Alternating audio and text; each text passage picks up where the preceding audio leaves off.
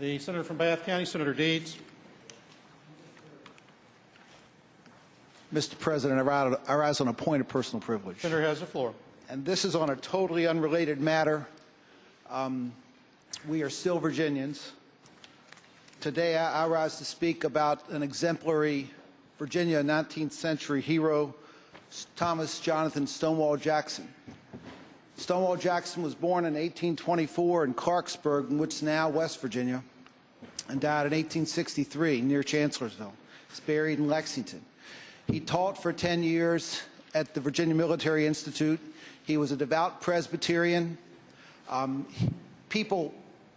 could almost say, if you study his history, he was a character. One of the finest pieces of swag I got as a legislator came in about 1998.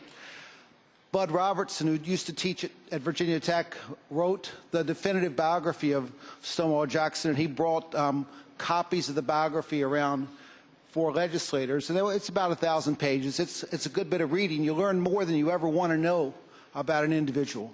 Stonewall Jackson loved the company of women. He loved people, but he loved women in particular, and he loved to be invited for dinner. But if he came to dinner, he probably wouldn't eat your food. He would bring his own bag of food. He'd bring mostly fruit and vegetables. A lot's been made about Thomas Jonathan Stonewall Jackson's love of lemons. Well, he really loved peaches. He loved all fruit. Peaches were his favorite, but he loved all fruit. Just a few things. It's pretty clear to me that Stonewall Jackson was a disciple of Sun Tzu. What he said about war, he said, always mystify, mislead, and surprise the enemy. And I guess it's clear that there are people in this chamber that took that to heart. And when you strike and overcome him, never let him up in the pursuit. Never fight against heavy odds if you can hurl your own force on or only a part of your enemy and crush it. A small army that may thus destroy a large one, and repeated victory will make you invincible. He also said to move swiftly, strike vigorously, and secure all fruits of victory is the secret of a successful war. He told Dick Ewell, who was one of his subordinates, shoot the brave officers, and the cowards will run away and take the men with them.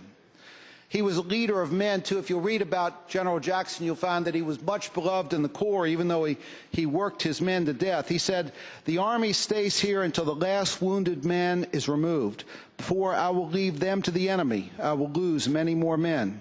He said, I yield to no man in sympathy for the gallant men under my command, but I'm obliged to sweat them tonight that I may save their blood tomorrow.